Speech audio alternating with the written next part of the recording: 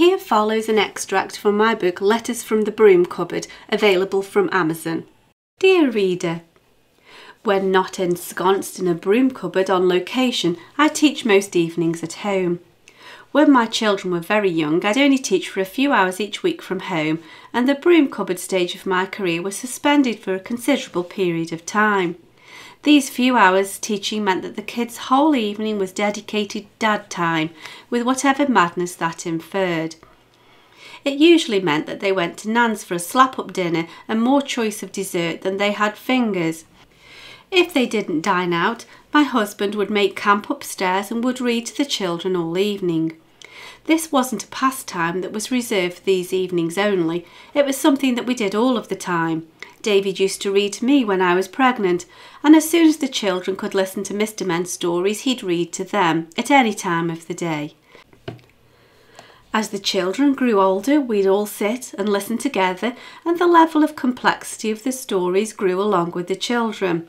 This tradition continued well into their teenage years. It got a bit tricky as the books became more mature, and you could see David looking ahead, figuring out which swear words might need to be replaced.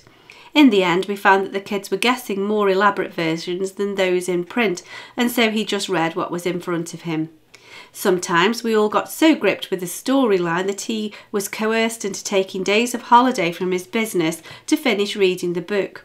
We'd sit listening and eating chocolate and drinking tea, whereas David was reduced to drinking squash to keep his vocal cords lubricated. There are benefits to working from home, but there are also distinct disadvantages. These points are very decided and not everybody can take to it. It's advantageous in that if I have a cancellation, I can quickly pop a load of washing through the washer, or I can finish a few dishes. More often than not, I'll put the kettle on and call David from his studio in the loft to join me for a brew for half an hour. Our relationship began around the vending machines at college, and the ritual is now set in stone. There's also the luxury of not having to commute further than the staircase, and traffic is never an issue, though the queue for the bathroom never seems to go down. However, this also means that I have to keep the house relatively neat and tidy for pupils and waiting parents.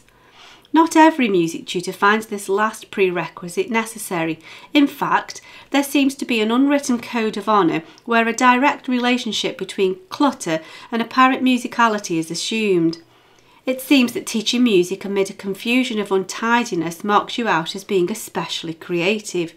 I'm obviously not that arty. An alternative is to keep only the room which houses the piano habitable and have parents waiting outside during lesson time. I'd feel particularly inhospitable if I acted in such a manner, and so I make sure that the lounge is also presentable so as to act as a waiting room.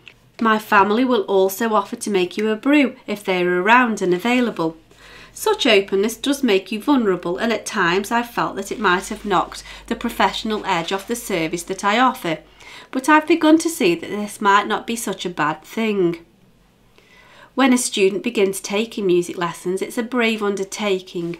In essence, you're laying yourself open to looking a bit of a fool, or at least it can feel that way. I always stress that music lessons are specifically for making mistakes in, otherwise you wouldn't be needing the lessons.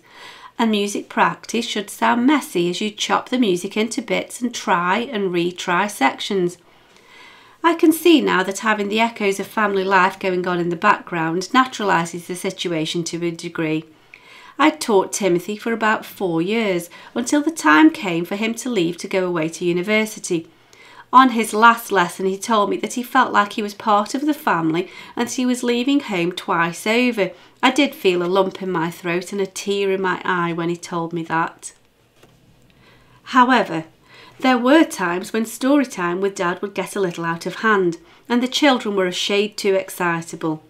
When David was reading the Quidditch scenes from the Harry Potter books, we felt bound to apologise to our neighbour for the noise that we'd made.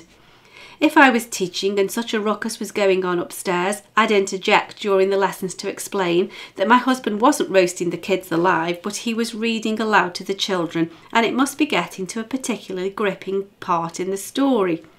No doubt there were times when he was giving the kids a roasting, but I hoped that my general statement would cover the situation. Although I'd made the lounge available as a waiting room, I began to notice that, at story time, the pupils and parents would prefer to linger in the hallway rather than sit and wait in comfort. I'd spent ages fretting that the ambience didn't provide a sophisticated teaching environment, and never guessed that such behind-the-scenes distractions could ever be a bonus. Sadly, not all of the background noises were conducive. What can you do when you hear through an open bathroom door, "Dad, I'm finished"? There really are no words.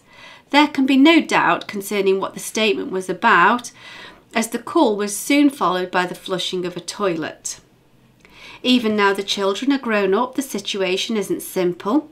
If it's not the dog snoring loudly or whimpering to be let out of the music room, or let back into the music room, it's the engine of motorbikes revving up and down the driveway.